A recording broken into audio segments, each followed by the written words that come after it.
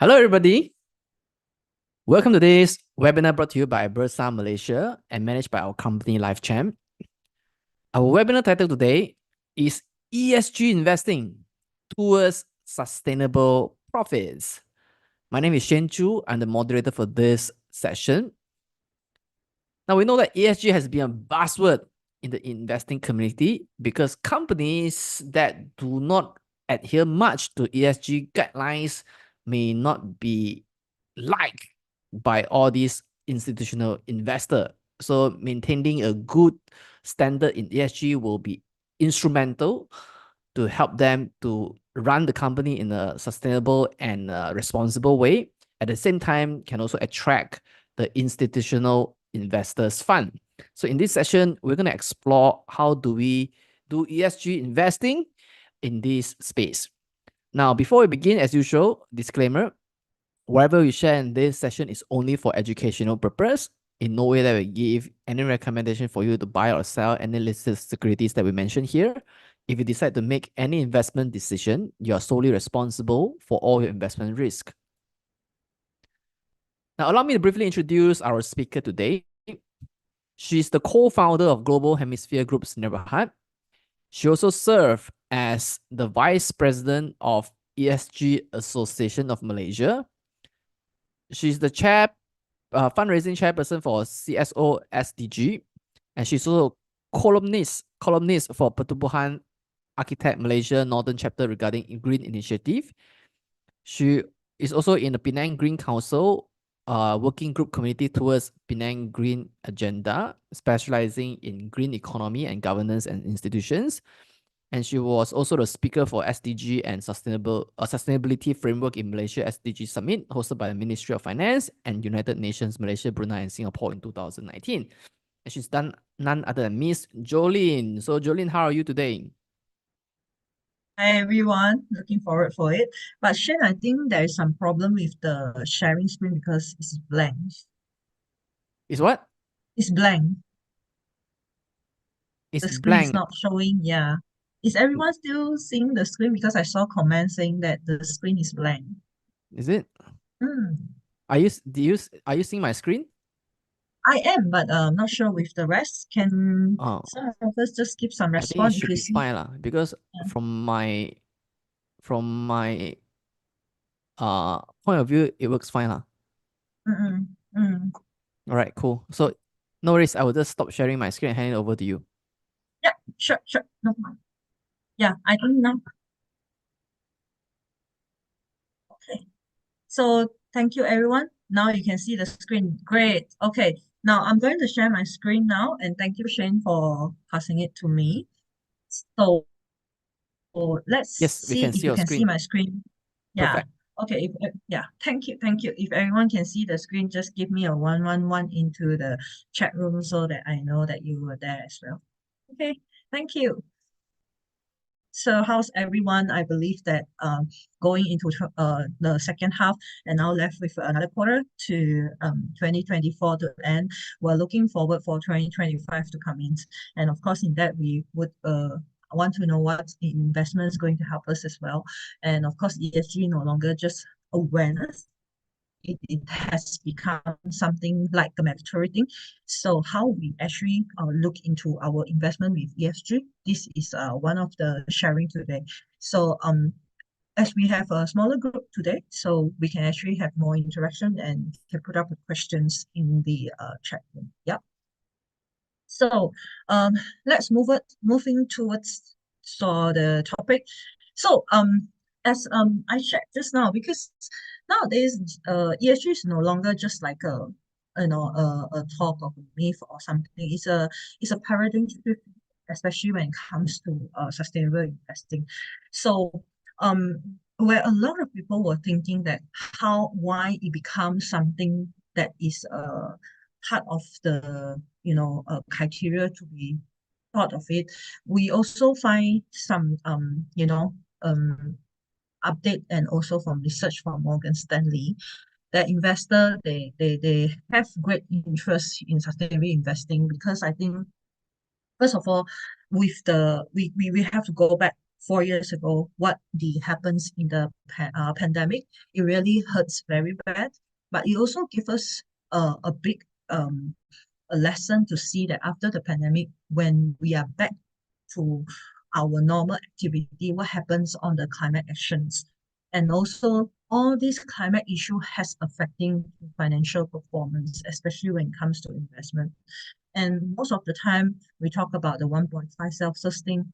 And what this 1.5 Celsius means that actually the growth of the how to say, the temperature is hurting a lot of things, especially we would say that food and food security. When we have war, we have whatever happened with the Ukraine and the Russia, it actually affected the food supply chain. So as this paradigm shift, you can see that people are looking into mostly energy supply. How are we going to get better? So those who are in the solar business, you could see a lot of solar business, they're doing very good now. And then we start to talk about EV cars. And when we talk about food, we want it to be more sustainable. And then also when we talk about housing nowadays, we want to know that whether it's a green building index. Trust me, 2 years ago, people are not talking about what is green housing index as well. And then moving on, when we buy food, and especially the youngster nowadays, where they born after 2000, they really wants to have healthier food. They want to have better choice of food. But all of these are interrelated, and it will make investing become very related, because whatever company that is running business, we cannot run away with all of this. And it is part of the supply chain, and it also part of the circular economy. So we need to understand that the paradigm shift is there and it's happening. It's no longer just like some awareness thing back in like 2-3 years ago. Okay, so let's move to the next one. So I also want to share a little bit on what is the ASEAN priority. Since that we are in the Asia ASEAN country, part of the ASEAN country members, and the upcoming years we are hosting. Malaysia is the president for the ASEAN business. So we want to know what is their priority when it comes to sustainability. So in this part, they want, ASEAN, we want to be a globally connected marketplace. And ASEAN has become very important in a way that people are investing into it, because we are rich with raw materials that is now hardly to be found outside certain places, but we have to come together as one. So you could see that as 5 priorities that ASEAN is moving forward. First of all is the capability for market participant to come in. So as you could see, like Vietnam, Cambodia, Thailand, and even Malaysia ourselves as well, we see a lot of the most obvious one is the Chinese. They are coming in to our to these countries, because first of all, the standard of living to them is still affordable, and also we have a better resources to build more sustainable capacity. Yeah. Then of course, second, we talk about the growth and the ecosystem we have in ASEAN. It's still more practical. And then when it comes to environmental, we are very blessed. We are in a very nice place. We don't face a lot of like thunderstorm, typhoon or other big things that happen. Flood, yeah, once a while, but we are still manageable. Yeah. And then we talk about the workplace, because we are full of the culture, different culture, especially Malaysia. We have so much of different empowerment to be happen when it comes to social part and the ESG. So there is more sustainable approach. And of course, lastly, the communities that we have, the impacts, the sound that we are making, the social issue we are facing, and also how aligned we are when it comes to community focus, that it turns a lot of social enterprise nowadays. So as you can see, if you look into the ACE markets or late market, there are more and more people coming in, and they are actually with a cause that they want to have solutions to the social. Yeah. So this is one of the ASEAN priority that you need to look into it when the company, whether they are prioritizing this. But of course, priority 3 has become very famous. People are talking about carbon credit. They talk about carbon emissions. Yeah. So these are the things that you could hear nowadays. Okay. So of course, there are people still not believing in ESG. It says that it's a myth, you know. It actually, when you do ESG investing, it sacrifices a lot of returns and it sacrifices a lot of things. When you talk about dollar and cents, it's always the most sensitive things that we are looking at. But in 2023, Morningstar did a very thorough, how to say, research, not only focusing in the short term, but when it comes to a long term, when how the funds performing, they realized that 63% of the sustainable funds actually outperform all the traditional peers. So next forward for the next 10 to 20 years, these will be like some sort of auditing that it could lead for better risk management. The reason why companies take it as a sacrifice of return is because in such a short-term time, they have to be transparent and then they have to be honest to themselves. When business need to be honest to themselves, it is a big step because you are disclosing what you're going to do. And it will be also in a risk if you're unable to show how sincere you are in the business. It will actually affect how consumer look at it. And nowadays we know that integration of transparency is so important. People have more voices nowadays. They want to invest, they want to make their money worth. So they want to make sure the company able to provide long-term value. If not, it is not their main choices. So at first people thought that it would be only for fixed income fund because fixed income is more how to say less risk compared to others. But surprisingly, if you look into the sustainable funds, or this is from Morningstar, you could see that actually equity funds is actually making one of the top two that integrating all these sustainable elements into it. And you could see how the performance they are putting in and see how is the percentage of the return. You will be surprised of it. Yeah, so these are some of the predictions, 3 to 5 year truths by the Morningstar category. And also for the past 2-3 years, you could see that with the integrations of the sustainable elements, funds are performing better. Yeah. So the first myth was like it was a sacrificing. Actually, it is not. It's not only an investment. It is one of the long-term solutions because it makes us and the business to actually think about what we really want for the long term. Yeah. So when we talk about myth two, which is just a tree huggers. Okay. So as we know, business always comes in a different ways. We want it to be like some opportunity. We want it to be something that it could worth our investment. So maybe ESG is just one of the trends that it is moving like a tree huggers. But reality is nowadays, a lot of sustainable cases book happens. If you go to Kinokumaya, but I just visit today. So I read quite a lot of investment book. They talk about how they have been practicing sustainability, even ESG even not ESG become very famous yet because ESG been integrated into by the UN since 2004. 24 years ago, if you can, 20 years ago, back then. But sustainability is not just happen now. So it has been long time. It's just that most of the time, that the level when we talk about sustainability is always at the government level and the NGO or CSO level. So it's either the grassroots or the policymaker. But the important part is the private sector because the private sectors makes the economics move into a supply and demand chain that where we want to know what is the risk. And when business going into that field, they need to know what is the opportunities. And of course, the most important thing, people going into business is for financial success.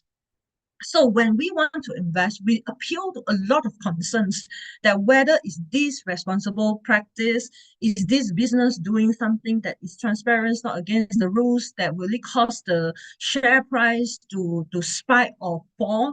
These are all can be managed by understanding the sustainability and why the ESG elements are coming in. So the framework are so important, not only just to be there as a trend, as one of the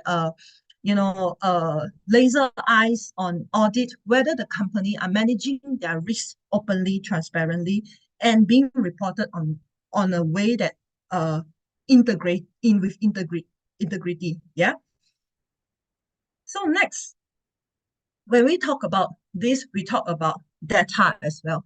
So of course, because it's a too new thing in the Southeast Asia, and of course, Malaysia are moving more faster than other countries, if we could say that. We are quite advanced in the Southeast Asia, and we also rank within top 10 in Asia. But a lot of people still think that whether the data is reliable, whether the data is something like cosmetic makeup, or is really something that is happening. So from this Thomson Reuters, they actually put up the scores and analysis for people that commit. So just give you an example, like science, we have the SBTI, which is Science-Based Target Initiative, which is back then, 3 years ago, Malaysia has only one company commit into the long term of decreasing and decarbonizations. But today we have 5 invest back in 2024, and more companies are looking into that because giving the data is no longer like something very rigid to them. They think that it is good. I want you to see my data, and I want you to see the effort I'm trying to do for my product and my my services. And today I visited one of the company. They're talking about they are getting sustainable raw materials. They want their clients, they want their vendors, they want their suppliers to be part of their sustainable transformations. And in order to reach that, they are willingly to invest to get their vendors and suppliers to be also part of the of the road with them, so that they can move together in the path. So when a lot of challenges happen, it's not only because that a company is doing it and then it didn't show the result, because it is like a whole ecosystem. And when this happen, you need a framework to collect data, and you need constant improving. It doesn't mean that you have a framework today and then there is no policies, there's no target being set. It's hard to actually hit whatever target that has been set. Set is a simple thing, but to get it done is another matter. Now, when we want to invest in a company, we want to know that whether can the material factors that's being shown by the company, are they having a solid framework that really able to put up their data so that it can show how they grow time to time? And are these data being reliable because they need some benchmarking? So it's always good to see how they score in their different pillars, especially when it comes to environmental, social, and governance, that 3 separate bases. And you can see from where we see now, averagingly, some of the clean energy player, they may have lower ESG score. So why I want to say this, because most of the time we are focusing so much on the E, we talk about the environmental so much because it affects us directly now. We feel hot, we need aircon, we need all these places. So it actually makes us feel like, oh, we focus this first, because human tends to have the push and pain factors to move on. When it comes to social and governance, do you know that actually to build one solar panel, it requires a lot of work, and also more unable to recycle materials to actually fix them. So is this a governance issue? Will there be any conflict? So these are questions that we need to look into the company, whether what type of policy they are doing to ensure that whatever they are doing is not completed and also not hurting others' part. So some people, they say that they want to have more cheaper and sustainable raw material, but in fact they have child labor. So it actually affecting the social. Or they can hire our so-called foreign worker, but not providing them a good place to rest. So one of the company have that problems, which I believe everyone know when it was being reported.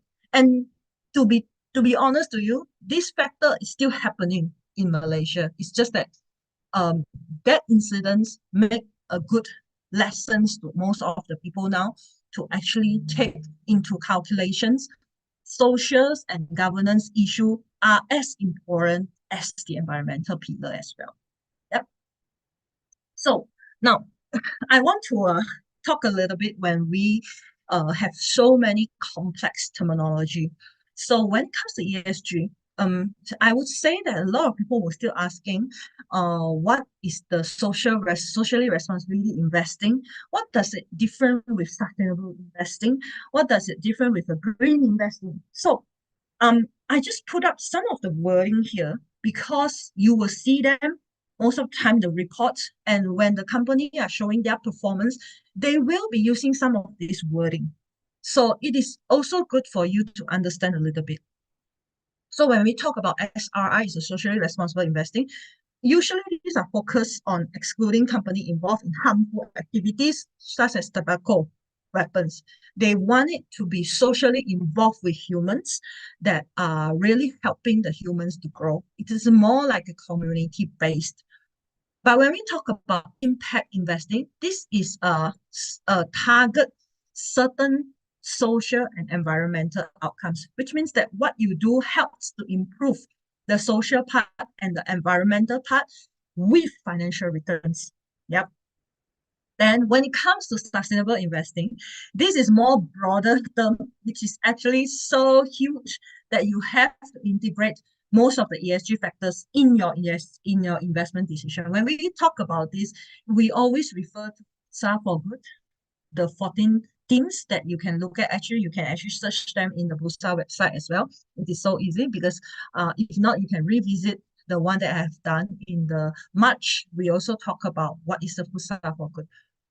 Then what is greenwashing? So a lot of people talking about greenwashing. So greenwashing means that we mislead and claim that the company environment practices and sustainable efforts. So sometimes people are putting advertisement. Okay, if you could remember, long time ago we complained about a certain company, their burgers don't look like what it happens in the advertisement. Yeah, so these are some misleading claims.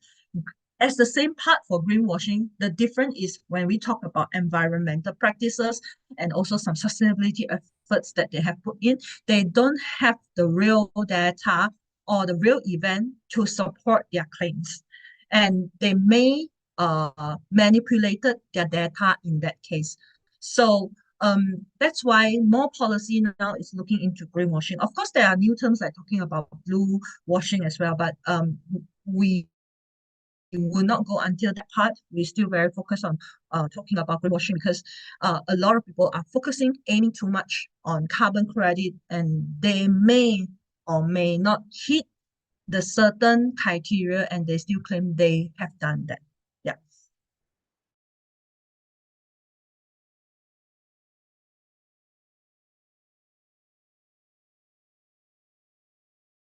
So next one is maturity in the factor the company financial performs in the long-term value. So example, I'm giving you like if the company have declared that they are using so-called diesel in their transportation.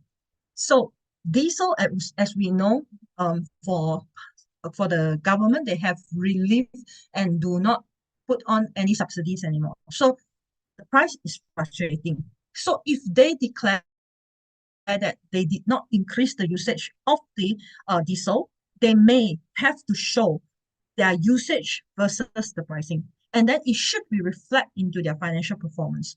So for example, back then, before the subsidy was cut out, it was being this fixed cost with how many liter. And then with the subsidy is off, we would see that in numbers of amount that they paid, it will be increased, but the usage is low or is the same as before. but it should be reflected in the financial performance together with the sustainable reporting that shows they have no increase of the CO2 when it comes to the fuel, but just because of the pricing of increase, there will be some disclosure and so-called explanation will be put in there. So it's a very interrelated thing because these are the materiality. We need to know that whether the company claiming that they did not increase the usage, but how come the financial performance shows that they have more expense, and how could it be related? So vice versa, like if the pricing go down, the usage should be remain, then the expense should be low. So this is the materiality. Now, when we talk about double materiality, okay, then this part is a little bit confusing if we are not familiar enough. So these are considering impact for the ESG factors on the company and also the impact of the company on ESG factors, which means that this thing, if you don't have this material, you couldn't run the company. And this material will also affect your company performance. And when it comes to this, it will be a double materiality. So you will see that it declared in the sustainability investing, sustainability reporting. And in the same time, you could see that they actually put into other considerations when it comes to the social part. So this will be like double materiality, means that it affects both, which is affect the company itself as ESG factors and also the company ESG factors. So double materiality is something that at this point, most of the ACE market, they are still not very mature in it, but you can look into some company like Tanaga. They have double materiality. So this is something that you could look into their sustainability reporting, which they can show you how the combustion happened and all this, how they put the double materiality. So later on, we will show a little bit of the case studies. Yeah. So these are part of the complex terminology that you will see, you'll hear, listen most of the time, which able to be helpful for you. Yeah. Okay. So now we are going into the second part. When we talk about the second part is the metrics and the frameworks. I don't tend to make it very complicated. Let's make it more simple so that if you have any questions, you can raise it up later on. Yeah. So let's introduce a little bit of the key indicators when it comes to E, S, and G. So I put ISO as part of it so it's easier for you to understand. So first of all, like I say, a lot of people focusing on carbon emission, which is on scope 1, 2, and 3. So what is scope 1? Scope 1 is how they run within their capacity. Second is whatever energy they purchase, and the third one is others that affecting them. So if you could see, I actually put it out in the ISO, which type of ISO you can actually go through it, just Google and find it. So in also an environmental, we talk about energy consumptions, what is the efficiency, how is the water usage, whether any conservations has been done, whether they do any waste management and recycling, does they taking care whatever they do will hurt the biodiversity or ecosystem, which means that they pour the waste water out just directly to the drain, or whether they have any rainwater harvesting for especially when it's come to this so-called developing, and when those especially who are property developers, how they install sustainability products into their buildings, such as solar, such as also green materials. These are things that part of the indicators will help you on that.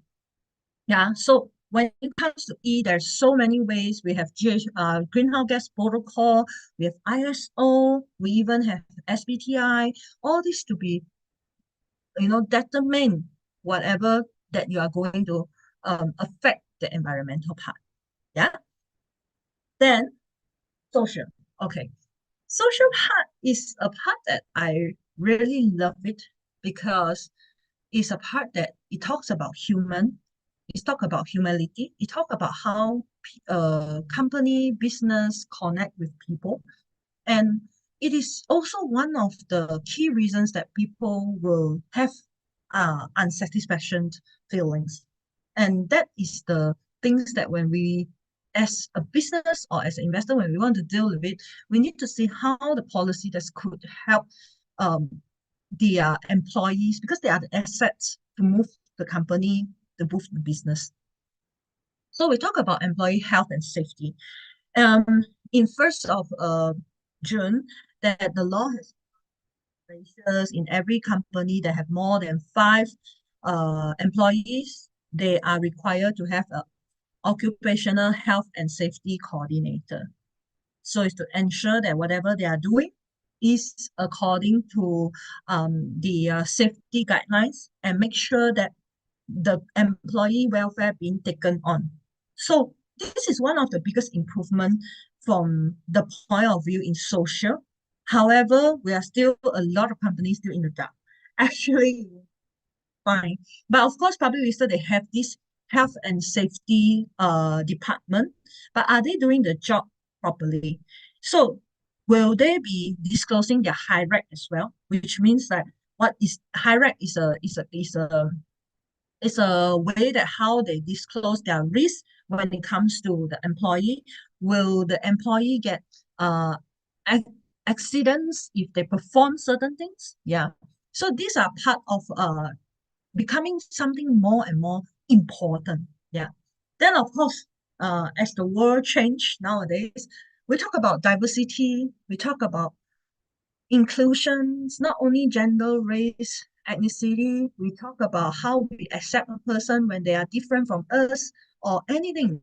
It can be OKU, it can be societies that they may be blind or deaf. So these are part of a diversity and inclusion that nowadays people are looking into it. And when we talk about inclusions, this is a very strong word. We always say that we include, but we only look into the races. We include, there is a lot of things. So recently I have a round table, we talk about gender budget group. They talk about like autism. They talk about how empowerment we are to men. So most of the time we always talk about women. I understand that. But how about men? So when we talk about men, is it paternity leave? Because we always know that maternity leave is long. And what about the paternity leave? And also, what's the rights for the men, not only the women? So inclusion is a very huge thing when we talk about it. It's not just solely what we see nowadays. Yeah. And of course, we talk about labor practice, we talk about human rights, and I think some of the joke that you could see on the social media, we're talking about nowadays, Gen Gen Z or Gen Alphas, they are talking about how they feel more about themselves. But in fact, if you look to it, they're actually talking about what basic human rights. Yet we can frame it better if we could put into the practice, and also how we can make a person, I mean, like the employee, they are our assets, and also our stakeholder around us, whether they could see the differences that this company is doing to ensure talent stays. Yeah. Then of course, community engagement is very important. When back then, 20 years ago or 30 years ago, when we talk about CSR, it's more about donation of money. So of course it is still happening now. Then it become like sponsorships. But nowadays people are not looking only just donation because of the sake of donate. It could be turned out like a bribe or corruptions. So it is good to see how they engage with the community, not only just with money. So I can give you some examples that in one of the biggest a world cleanup day that I organized and worked together with the University Science Malaysia, we actually have Dell, Intel, uh Western Digital, all these company comes in because they were along the shore and they would want to do good to the community that they are being involved and also the community along there. So when we want to do this World Cleanup Day, it's not just a beach cleaning. We want to clean whatever things that around the area by all these factories. So what they do, they also sponsors for certain of the events to run. I mean, it's like the expense, but in the same time, they want to engage and understand more about the community engagement. So they even volunteer themselves as they sponsors their employees into the project itself. For example, all the employees comes in to work together in the project for 5 or 6 hours on the day itself. This is also part of how we engage, how the business engage with the community and how they can get the feedback from the social impact. When they are on the ground, they're able to talk to the community. They want to know what they could do better as a business and how it could provide a better environmental. Yeah. So next one, we talk about customer satisfactions and data privacy. As we have social media nowadays, everyone is connected to social media. I still have friends that really don't connect to Facebook at all, but they have Instagram, which I tell them is just come back to fair and square because the algorithm is gonna track you down. Unless today you're not in data, you're just using a Nokia 3310. So our data is now everywhere in every part of the world. Uh, Especially if we're engaging to cloud services, like for now, we're using Zoom, we're streaming to YouTube. Yeah, these are all in the clouds. And the moment you sign in, your data being captured, your location, your phone number, your email address, even now, if you on your video, then it will be part of capturing your facial expression as well. So these are all our data now today, being leaked easily compared to maybe 20 years ago, how you feel informed with the hard copy. Especially when you fill up in the e-form, you always have the risk of being leakage. So WhatsApp, Gmail, every of the social media has the leakage before. So this is not something new anymore with this current century and also current decades. And it will be more and more happening in the future. So how businesses taking care of our privacy is very important. I still remember that back then, 10 years ago, a lot of banks are exchanging their data within their the salesperson. And then they start calling us, do you want to get loan? Do you want to get credit card? These are really annoying things because their privacy wasn't being a big issue back then. So this is something not going to be very new and it's going to be more and more. If you started to purchase car that have satellite, which most of the car having now, actually where you go, where you located can be easily traced with the satellite as well. So with convenience that we pay, we're actually also giving out things that we did not realize it was so important to us. Yeah. So a company, how they're taking care the customer data is also one of the crucial part. Of course, satisfactions is always there. We used to say customer is always right, and now customer has to be reasonable, but in a way they have to satisfy. So this is not only apply in service line anymore or they are in everywhere and every part of it because choices become more and more and businesses are being more competitive. There will be more and more merger you could see happening because this is part of the competitions.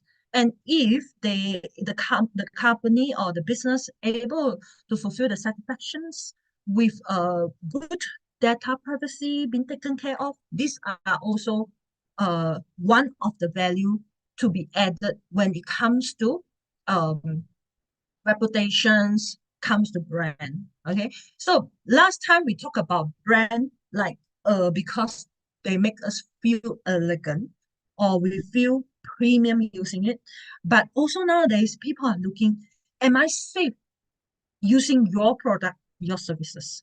So this will actually affect the sales or the financial performance of the company. Yeah. So took a long time to talk about social. I saw a questions that is what is the definition of gender? So this is a very good question because a lot of people will not ask this question. Oh, what does gender means? You know, so when we comes to normal filling up of questions, we always talk about gender is like you're female or male, or whether it is just type of to differentiate. But now gender is no longer just about men or humans, men or women. We talk about the differences of the characters. How does it really characters the men or women in socially, how they construct, how their behavior, how their role to be associated, especially when it comes to in the company, and how we actually taking care of all this. So when we fight for human rights, when we fight for women rights as well, what about the men? These are also something that we are trying to look into it. When we come to balancing, it's not just about women, it's also about men. That's what gender means. Yeah. Okay. So next, please. Future-proofing social strategies. Whose strategies? Okay, I don't understand the question. Maybe you rephrase the question again. I'll come back to you. So let's move on to the next one. So when we talk about social and then we come to governance, okay, this is one of the most important part. When we talk about ESG, governance always comes first because if we don't have the policies or rules making or regulations, it is hard for us to how to measure. So if let's say we say zero corruptions, we must have anti-corruption or briberies act or policy. So we must have something that we could do the measurement. So every time when we talk about ESG, I always say the G will have to come first. The governance have to come first because a lot of steps need to take. It's not just about how passionate we are.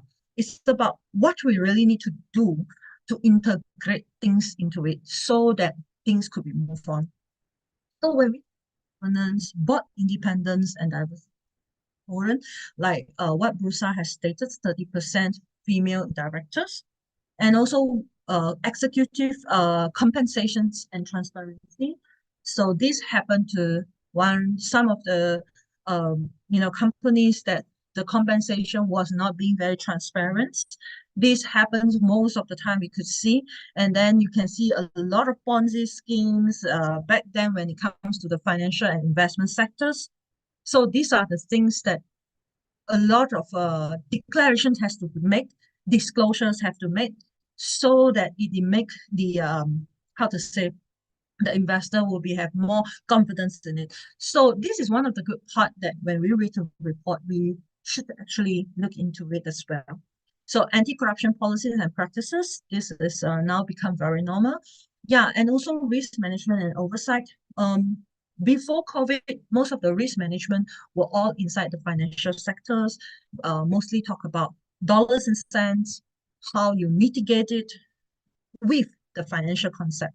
Nowadays, it's not just about financial concepts, it's about what the environment, what the social, what other people think about it, and how we keep the brand to be visual as one of the healthy brand that we could have more confidence in it. So risk management has become more in a wider positions that it looks into how human behavior is. And of course, the shareholder rights and the engagement. So these are some of the if you could see on the slides, it shows that some of the scorings, assessment, why people are going into this and why businesses are going into it, why they want to do ESG health check, why they want to check, why they want to monitor. because they want to make sure whatever they produce is what same with what they claim. And of course, this rating will give us a lot of information about the company, which part they're doing well, which part they're not, and how they could improve in a way that they can make things better. Yeah.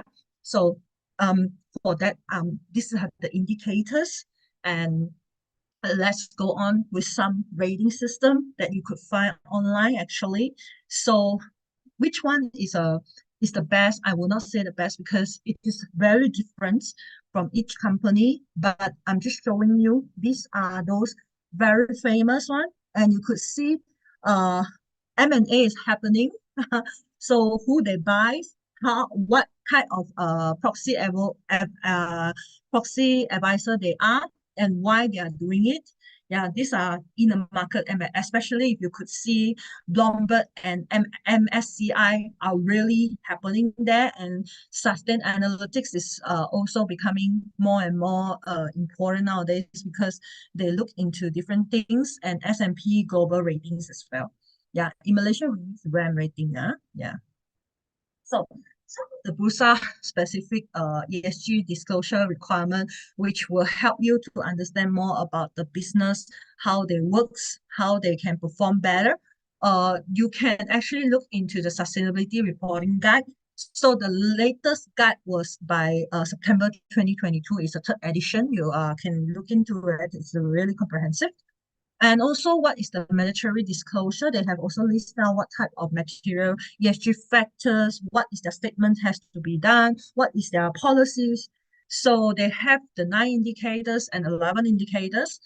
And also from 2023 onwards, the updated changes, which is the main board listed company, they need to also put their sustainability reporting requirement with TCFD, which means that how the climate will affect their non-financial disclosure recommendations as well. So these are already in the Bursa's website. So when we look at it, we can see how the company disclosed themselves and how it related back to financial performance. Yeah. So next one. Now, of course, there are many good things about ESG data, but I don't deny that we still have challenges along the way. So different rating providers, as we shared just now, they have different methodology. So it may be have different scoring.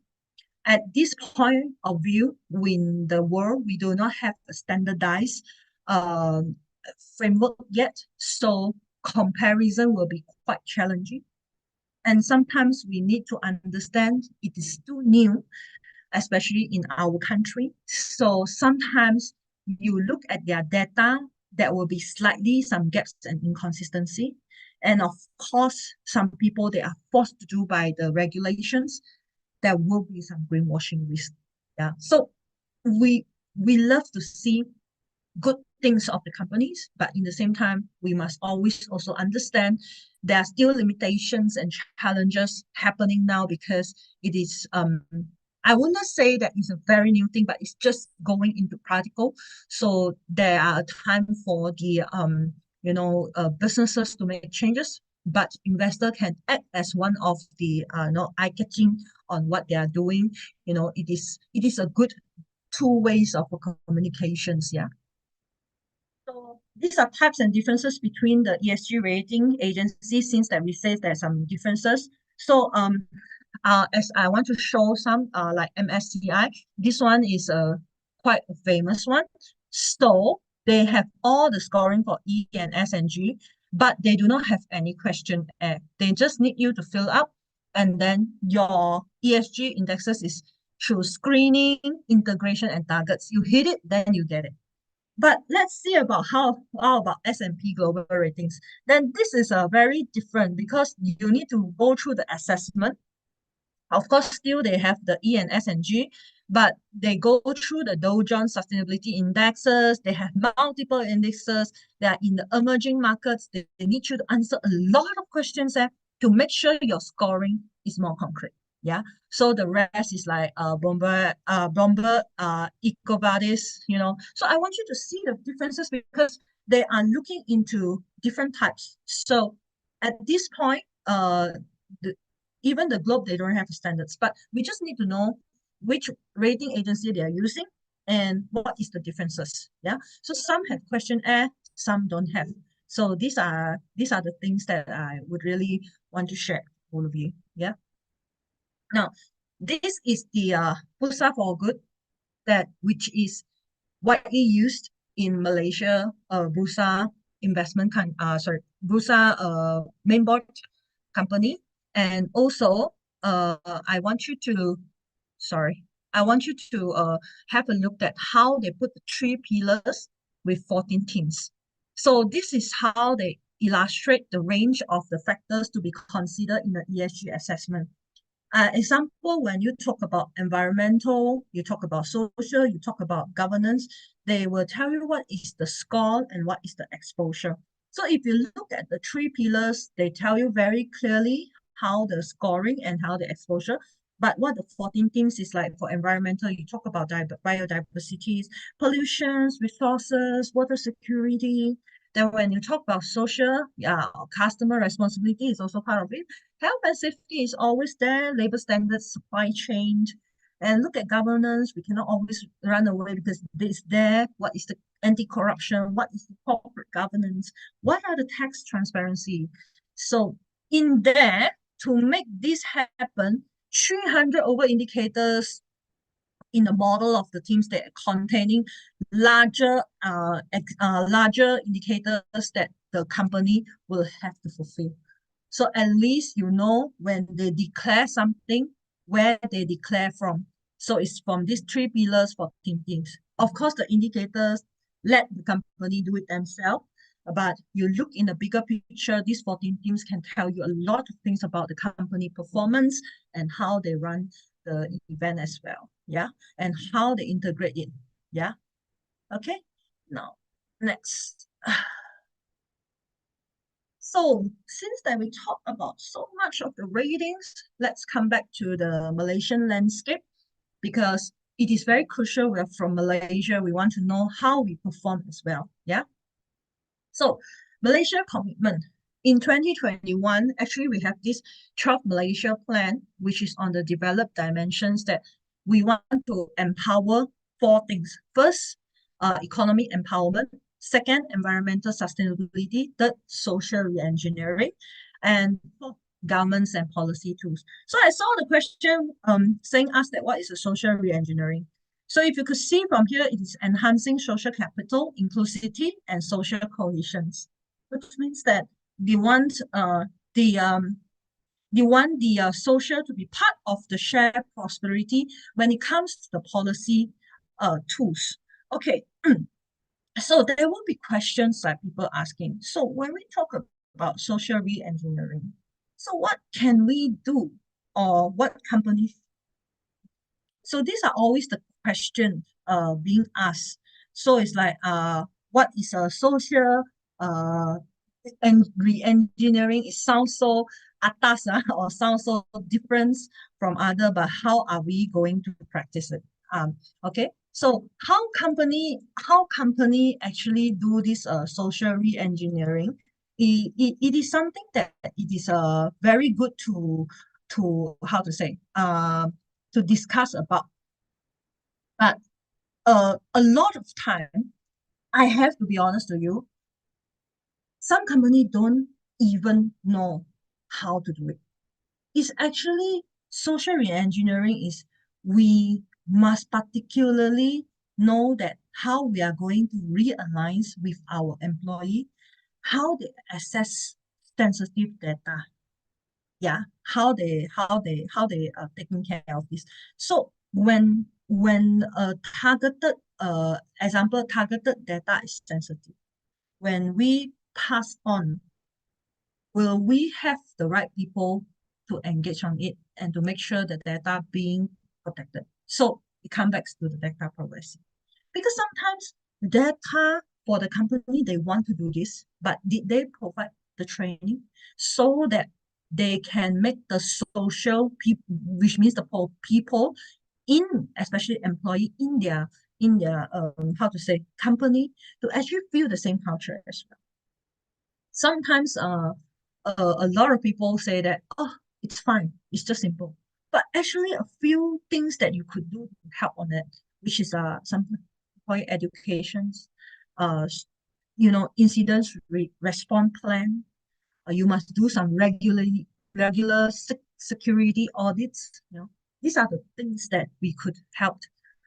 If the company is doing, help to make sure that when even you have inclusivity, you must make sure that whatever you are preaching for, you do it in a way you audit yourself as well. Yeah.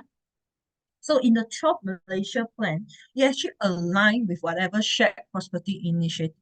So I want you to look into the operationalizing on the environmental part. Why I want to talk about environmental part? Because it is actually affecting a lot of the economic empowerment and also how social react. Disaster risk management. So a lot of times we think that maybe rain, we just not flood, we don't need to go to work, and then that's it. But it's a business loss. And will this affect the economic? Answer is yes. And economic affected, it will be affected the social, which means that you have some cut in the employment. So today, if you read the news, you can understand that Dell is cutting people. So it's like making big, huge. This is going to be a big social problem. So green tech, we talk about how we manage the green and blue economy, renewable energy, how we integrate water resources. Malaysia is one of the country that we actually waste a lot of clean waters. How I say so? I believe that all of you only have one water taps into your, the one water tap into your house because you only pay one water bill. So it means that the water you flush from your toilet bowls are as clean as the one that you are using to wash your, plates and maybe brushing your teeth. So this is something that we can relook into it as well. Of course, circular economy, how we reducing waste and create value from waste. This is so important because raw material is going to get lesser and lesser. Yeah. So I want to share a little bit more. You could see Malaysia commitment on net zero greenhouse gas emission by 2050. So they focus on the 3P, which is profit, planet, and people. And this has been included in the BRUSA, matters, sustainability matters as well, which how company perform, which the 11 indicators. So you could look into this as well. And of course, not many people know, but of course the campaign become very famous now is the roadmap towards zero single-use plastics. I must say that from where I am, my hometown, Penang did a very good job.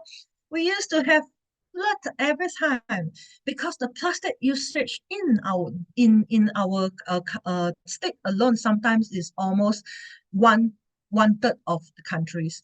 But after we implement that no plastic days for 7 days a week, unless you find another days in a week, we could see increased in a lot of things, greener, cleaner, and also less natural disasters that caused by all this waste. And it took us 10 years. It's not immediate effect. It took us 10 years. So this roadmap is very down to earth, but it very much on how we practice it. Like myself, I have get used to use recycle bag, so it becomes a habit. Even when I relocate to Kuala Lumpur, it actually make me realize that I really love the habit that I have. Yeah. And also, I want to share that what Institutional Investor Council Malaysia, they also share some principle of codes, and this was happened in 2022. They want to aim for, a better advocacy. So they have 7 principles set up, and you look at principle 5, incorporating sustainability consideration. So it is happening everywhere, and they want to consider investment in the ESG factors because if you look at the principle, they want to publish and they want to cooperate with sustainable matters and to make sure investors are giving being being protected in a way that they get a very clear and transparent data. So if you could see the principle to monitoring investee companies, engaging investee companies, ESG become an ecosystem and also a framework for them to communicate. Yeah. And of course, if you have investor overseas, they will request more than whatever Bursa requires. So Bursa requirement is very minimal and it's achievable if we have a proper plan. Then, of course, what Malaysian Green Technology and Climate Change Center, MGTC, with talking about how to drive green technology adaptations. And it opens to help not only SME, listed companies. So you could actually read from whatever company that you invested, whether they are working towards the transitions of low carbon or climate resilient. But the most important thing, are they going into net zero together with the national program of net zero by 2050? So these are things that you can look into how companies work towards that effort. Yeah.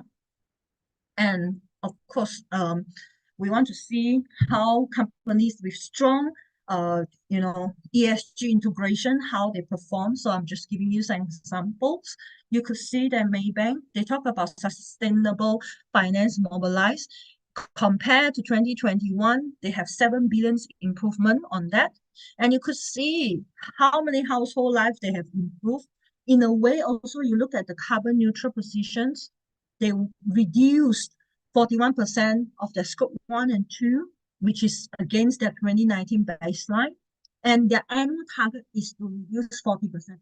So they reduce 40% every time compare. So this is their target to hit. And of course, sustainability hours achieved, which also promoting that whatever they do, whether it hit the sustainability. So you see, you can put they can share, but of course, maturity. Remember, just now we talked about maturity. Whatever they share here, there should be a reference by the end of the page. You could actually check on it. They can show you some of the activities, how they run it, and it is good for you to look at it. And let's look at the commitment tree, achieving a carbon neutral position for our own emission by 2030 and net zero carbon equivalent position by 2050, which means that they are working towards the government roadmap, the energy transition roadmap. So let's monitor how they do it. You see their intention, they shared. So what you need to do is just monitor them, see how they do it, and what they want to do in the next 5 to 10 years. What is their policies? Yeah, and look at the commitment for achieving 1 million hours per annum on sustainability and delivering 1,000 significant UNSDG related outcome by 2020. So it's just next year. So next year, we all can wait for the Maybank reports when they come up and share about 2025, which is we'll see them in 2026 as well. Yeah. Samdabi. So Samdabi is one of them there because they've been criticized in a lot of negative way, but how they do their commitment from the E and S and G. Just want to see on the major on this one in the second part of the E, which they talk about achieve 2.99 total recordable injury frequency rate, because they are part of the companies or business nature that they involve very heavily in blue collar workers. And also you look at how they influence in the training, 4,320,000 total hours of training per year. That is amazing. And of course, how they engage with their partnerships. So these are the things that would help you to understand what they are doing, and you just need to go back to their maturity, which is, I believe they will put in at the back of the page. This is just summary to show you and to demonstrate how they put their commitment into the sustainability. And that will be part of showing how they are also being transparent and open. Yeah. So since we have some case study, let's go some active stewardship, which is you as investor, what you should be actively looking at. So as a shareholders, you have the right and responsibility to influence company decisions. So I believe you receive AGM notices. You will receive that. You could actually attend and monitor how companies engage in this issue rather just simply buying and selling. You can play a part as well. And when you are part in the shareholder engagements, the process of communication, how you interact between the others investors in the company, this can take from informal dialogue to formal shareholder resolutions. So you also play a part in this, yeah. And of course, I would say that when you engage, how it will be more on dialogue, can be a direct communication with the company management or board members to discuss the concerns, ask questions, request for improvement if you see they need to. Of course, you exercise your voting rights, support and oppose resolutions. This can be done, and with such that you can see more policy being made because you are part of the policy maker if you're the investor. And of course, the most important thing is shareholder resolutions. This formal proposal, they have to vote in the shareholder meetings. So it is for the betterment of ESG actions of disclosure. You can also do that because this is your right as an investor. Yeah. And so if you are part of the proxy in promoting these practices, you can actually have a lot of influences, especially when it comes to corporate behavior, signal your priority to them, what kind of sustainability practice they should be adopting. Yeah. Holding some management accountability. Sometimes just ask them, voice your concerns. If there is any inadequate, can be proposed in a way how for improvement. I always believe that criticize will not bring good outcome, but if we could, do it as a sharing and discussions, it's always good. That's why nowadays a lot of companies have roundtables to collect informations. So when investors collaborate and vote together, you also can have greater impact when it comes to company decision and driving the positive ESG change. So when there's a roundtable from the company that you invested, please do attend and understand that your voice matters as well. Yeah. So just give you some case study on how minority shareholder push the change in certain company. So just give you the TMB, they are moving towards cleaner energy.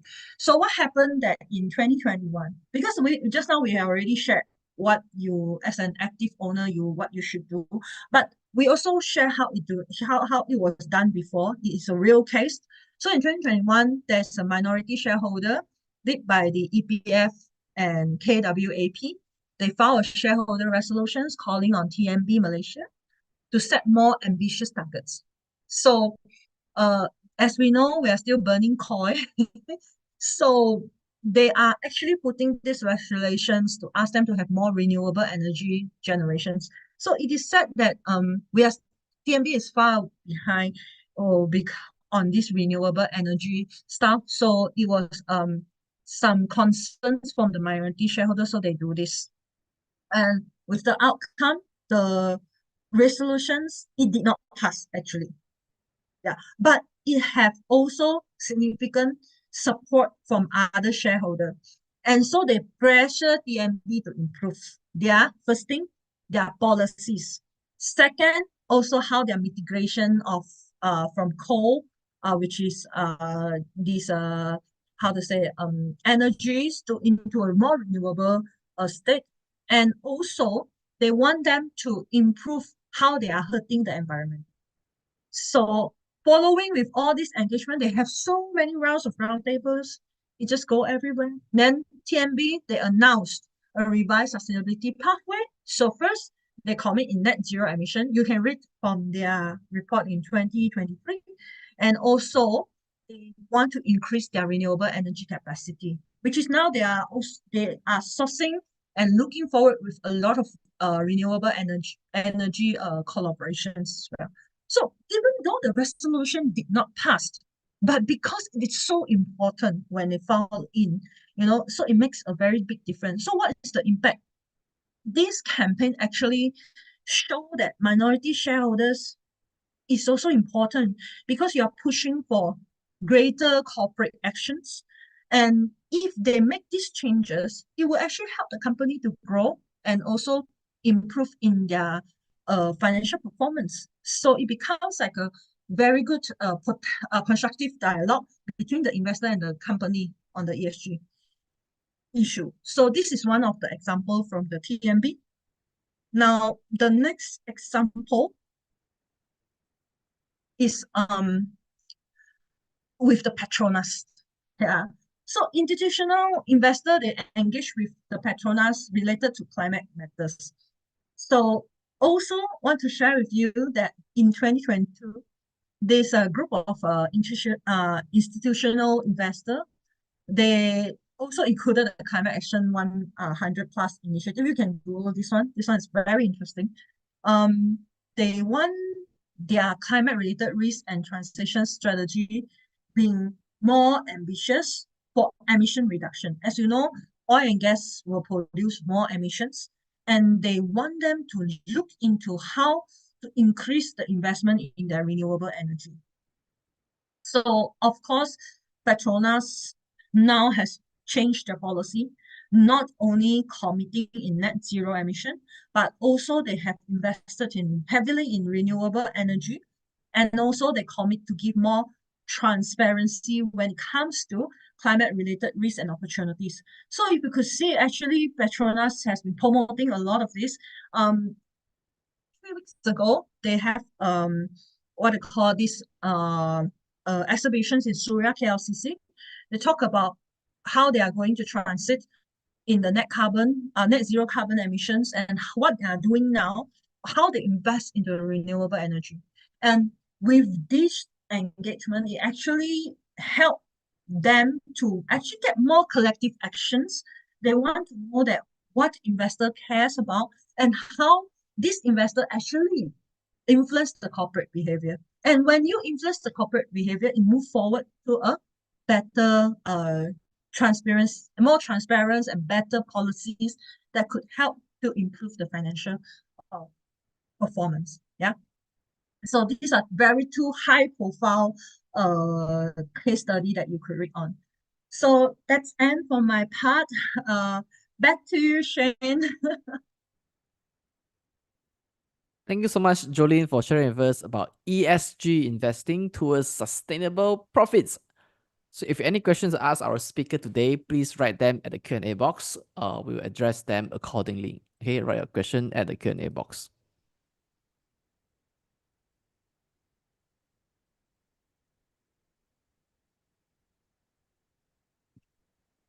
I see Baki Bila asked a question, who initiated this call? Maybe you can write your question in full sentences so we are able to understand your question. All right, write your question in the Q&A box here. Because in chat, right, I may overlook it because there are so many messages coming in. So the first question is, are publicly listed companies in Bursa Malaysia required to disclose their ESG practices? Okay, so first question, yeah, I will not say that this is ESG disclosure. They call it sustainable disclosure, sustainability guide. So they have 11 indicators that they need to disclose, which is you can find in the Bursa's website. So they have to disclose the 11 and how they actually move on. So for 2024, all main listed company, they have to, and then they have to also they are using the mostly of the GRI, and also they need to share their TCFD plans by this year as well. So they are going to disclose next year. While for the ACE market, it's going to happen in 2025, which means that you expected to see their disclosures and information in 2026. Yeah. Thanks, Joyline. So additionally, how would prioritizing ESG consideration over profits within Malaysia's financial sector contribute to the country's advancement and support the integration of Malaysia's sustainable agenda and Madani economy initiatives? This is a very sensitive question, but it's a good question actually, because when you related to national agenda. I try to make it more, how to say, neutralized. So you have ESG considerations, you could see more transparency, you will help in the economic growth. So financial institution can drive more long-term economic growth and reduce the risk associated with the environmental and the social challenges, because environmental and social challenges has been always there. It's not like happening only this decade, then suddenly become a big issue. No, it's always there, even 1,000 years ago. Then, of course, we talk about risk management, because as an investor, you want to know that when you put in the money, whether your financial value long term will be there. So if they have these ESG considerations when it comes to risk management, they know how to help to mitigate the financial risk associated, especially when it comes to environment and social issues. If some of you here are bosses, you will understand that once you have a good talent leave, you will be suffering. And also, if you're a manager or you are sort of like how to say unit leaders, you will understand that talent is not easy. This is one part of the social issue as well. Then, of course, when we want to align with national agendas, we always look into not just inclusive. We want to talk about prosperities of society. So in Madani, they talk about these prosperities of society. That is the reason part of it is already related to social issue. When we talk about ESG, it's just not acronyms that happens only on the private sectors. It's actually all the problems has been existed. It's just that when we have framework, we can let the private sector to take more initiative to make certain move. Because if we only follow whatever the government rulings and the grassroots, it's really hard to move, because private sector play a very big role on that. So if you study from the Madani, especially the 2024 budget, it share about when company are really moving towards of tree plantings approved by the Ministry of Forest, they get tax exempted. And if company, even SME, you practice e-invoicings, which help to reduce the environmental issue, you also can get tax deduction. And if you practice whatever ESG standards being approved by the ministry, then you will also get tax deduction. So these are some alignment that has been done. And of course, I'm looking forward for the upcoming 2020. Yeah, I hope I answered the question. Thanks, Jolene. Can you tell me more about CBAM and how it will affect Malaysian companies? How CBAM will Affect Malaysian companies? This is a very good question. Malaysia has more than 1.55 trillions of export in 2022. Just imagine about that. So what is carbon border adjustment mechanism, which is CBAM? We're talking about policy implementing by the European Union. So actually they impose a carbon tariff on imports from countries with a weaker policy on climate. So if let's say, for example, we are not really good in our policies, we may face additional costs. So how it would potentially affect us, let's be more realistic. Of course, if we are not prepared, we are not offsetting whatever the additional CBAM requirement, this could be more higher export costs to us. And when you have higher export costs, it will be reducing your profit margin. And also, if CBAM is not being practiced by the company, then you will actually face some competitive disadvantage, because they will choose company that practice and align with CBAM. That's the reason now a lot of companies, they run into CBAM, because it's going to implement on the 1st of January 2026. But of course, there's still potential strategies for you to do it. I mean, we know what is affecting. What we can do is, first of all, we need to understand how we are going to do carbon reduction efforts in our businesses, and also how we're going to switch from, example, more sustainable supply chain, what kind of renewable energy we need to use, and also how are we going to explore the destinations by minimizing the impact of the carbon. So these are the things that we could really do and help us to, face the current matter, because CRAM is like it's not just on one matter, it's like several matter, but now it's only started with 6 different industry, so it'll be more to come. By right, it will be started by this year, but because some of the lobby advocacy been saying that Asia still need times to get ready, so they push forward to 2026. Yeah. Patient. Right, thanks, Jolene. So the next question is by Offman. So what are your advice for small and medium companies that want to start practicing ESG? Yeah, in this part, actually, for small, medium enterprise, if you have clients from the how to say public listed company, or there's a requirement, then there's very much you can also refer to Bursa requirement. But there is another one is you can look into is SEDG. SEDG. This is one of the from the capital market that help you to understand why Bursa have this kind of requirement. And if you want to start, first of all, you need to have a team of people. You don't need a lot. Your HR must be there, your finance must be there. They are both very important people. And then you can download the SEDG for free in the website, get the information, and you could start answering those questions, and you will realize that what you're lack of.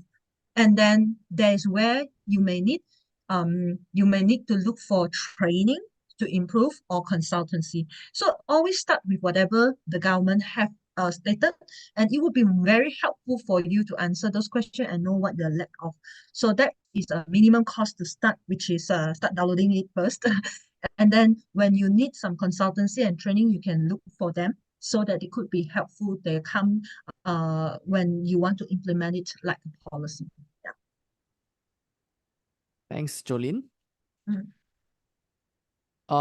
The next question is, what are some common challenges or pitfalls investors face when trying to incorporate ESG criteria into their portfolios? What are the, sorry? Some common challenges or pitfalls investors face when trying to incorporate ESG criteria into their portfolios. Okay. Usually this kind of thing, I would say the the first one will be costing lah.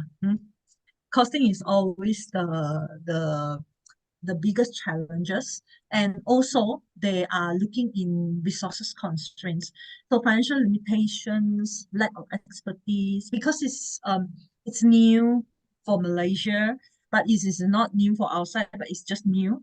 And then data collection, that is the most heavy part, because you need to accurately and reliable for the ESG data that you collect when you declare.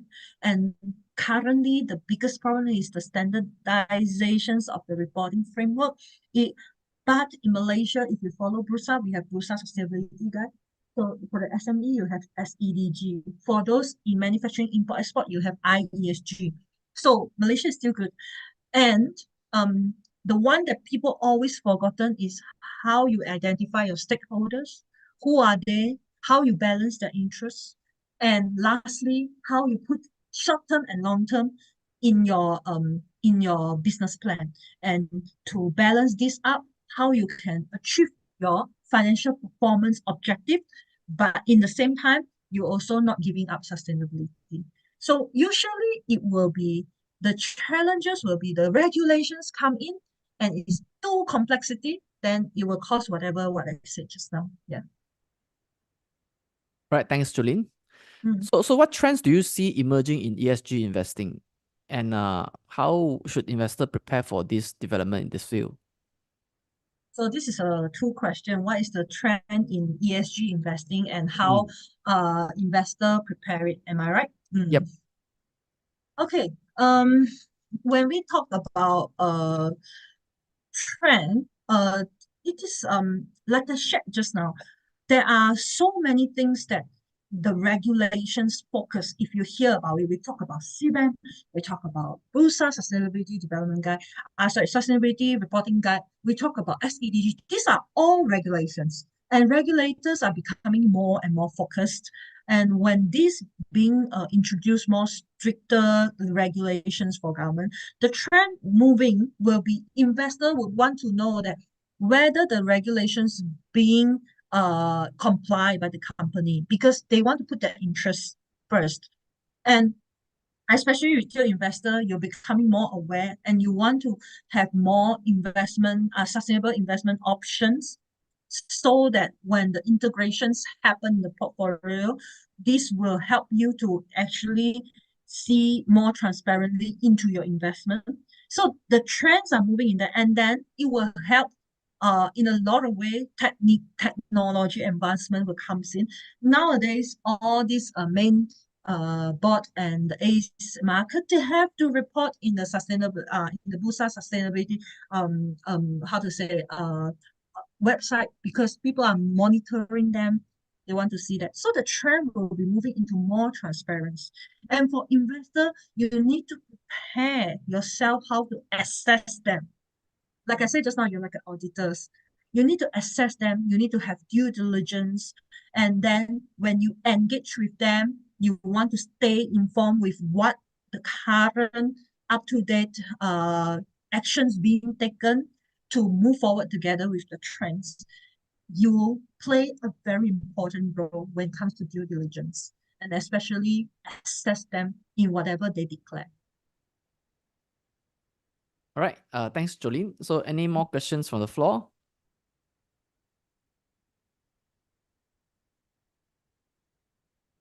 Okay, looks like I no more questions from the floor at the moment. So with that, I would like to conclude the session. So thank you everybody for tuning into this session. So thank you so much, Joyline, for spending your time here. So this is Joyline Chai, who is the co-founder of Global Hemisphere Group Senior Part. Thank you so much, Joyline. Thank you. Have a good evening. Good night.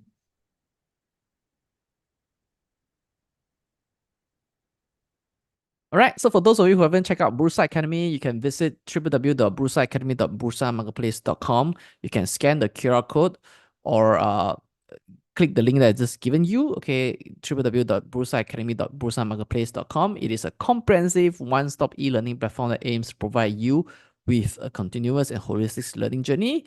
It is simplified, user-friendly, accessible anywhere, anytime at your own pace. You can visit Bursa Academy to learn about product knowledge, market outlook, risk management, portfolio management, whether in equities, derivative, or Islamic equities. So the learnings comes in the form of articles, quizzes, coursework, e-course, webinars, or even events that can attend for free for you to improve your knowledge and enhance your learning as a savvy investor.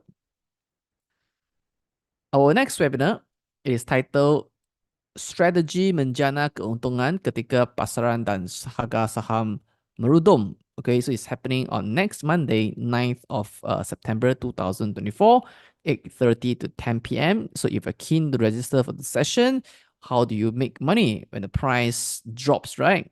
So in this session, we're going to explore that. As the title suggests, this is going to be in BM, right? The session will be conducted in Bahasa Malaysia. So for those of you who are keen to open a new trading account, you may scan the QR code or click the link that I've given you in the chat box for you to register your interest with us, and then we'll do our best to match you with your preferred broker.